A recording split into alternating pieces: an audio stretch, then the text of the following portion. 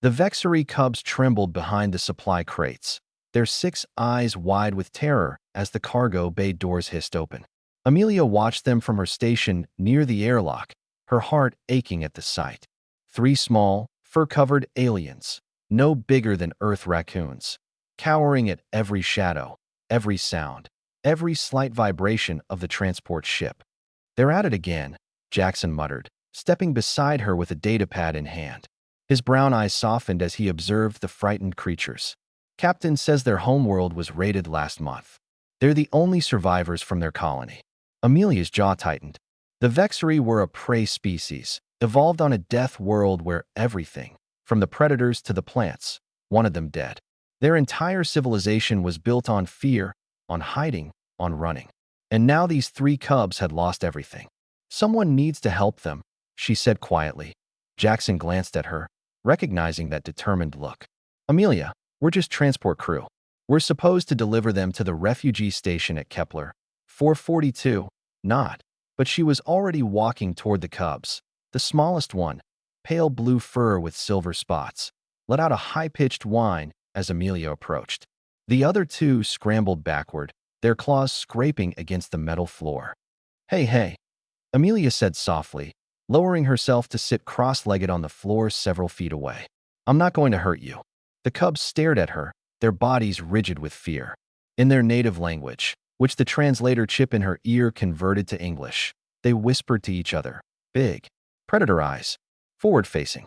Dangerous." Amelia had heard this before. Humans, with their binocular vision and upright posture, looked like apex predators to most species. But she'd learned that actions spoke louder than appearance. Orchestrated character development through trust building and protective instincts. Good start. I need to show Amelia's gentle approach and build the relationship. The HFY element should come from human protective instincts and the willingness to face danger for others. Let me continue showing how she gains their trust and then faces a challenge that shows her big sister protection.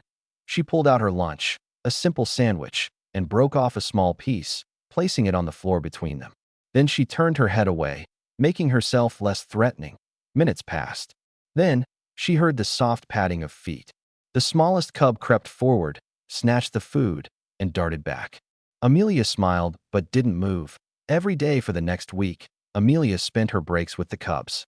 She'd sit, share food, and talk to them in a gentle voice. Jackson would occasionally join her, though he kept his distance, letting Amelia lead. "You're making progress," he observed one evening. The smallest cub, whom Amelia had started calling Pip, was now eating from her hand. The other 2, Ash and Flicker, watched from a shorter distance. "They just need to know they're safe," Amelia replied, gently stroking Pip's soft fur. On the 10th day, everything changed. The ship lurched violently, alarms blaring throughout the corridors. "Pirate vessel detected," the captain's voice boomed over the intercom.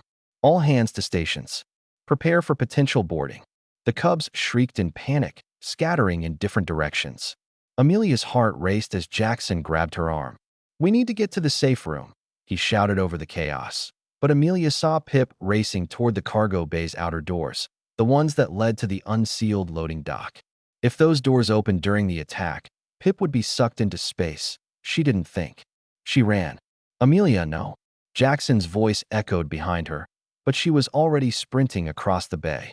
She caught Pip just as the ship rocked again, sending them both tumbling.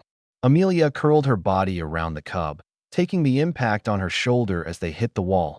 Pip trembled violently in her arms, whimpering.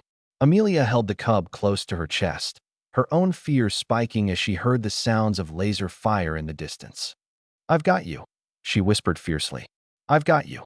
Ash and Flicker appeared from behind the crates, crying out for their sibling. Without hesitation, Amelia opened her arms, and they rushed to her. She sheltered all 3 against her body. Using her own form as a shield, the ship shuddered. The lights flickered, and Amelia stayed there, wrapped around 3 terrified alien cubs, whispering promises she hoped she could keep. Jackson found them like that 20 minutes later, after the ship's security had repelled the pirates. His face was pale as he knelt beside them. "Are you insane?" he asked, but his voice cracked with emotion. "You could have been killed." Amelia looked up at him, then down at the 3 cubs clinging to her. They needed me. Something shifted in the cub's eyes then. Pip nuzzled closer to Amelia's neck, making a soft, thrumming sound. What the database said was a vexillary sign of deep trust and bonding. Ash and Flicker joined in the sound. From that moment, the cubs wouldn't leave Amelia's side. They followed her through the ship, slept curled against her in her quarters, and when anyone else approached, they would position themselves behind her, peeking out with newfound courage. "You've imprinted on them," the ship's xenobiologist said one day, fascinated. "Or rather, they've imprinted on you." In Vexary culture, the big sister is the protector role, usually an older sibling who guards the younger ones. They see you as that. Jackson smiled as he watched Amelia walk down the corridor, the three cubs trotting confidently behind her. "She scared off those pirates with nothing but her bare hands and determination," he said. "Can't blame them for thinking she's invincible." When they finally reached Kepler 442 refugee station, the cubs refused to leave Amelia. They clung to her, their small bodies shaking. The station coordinator looked uncomfortable. "Miss, they need to go to the refugee processing." "No," Amelia said firmly.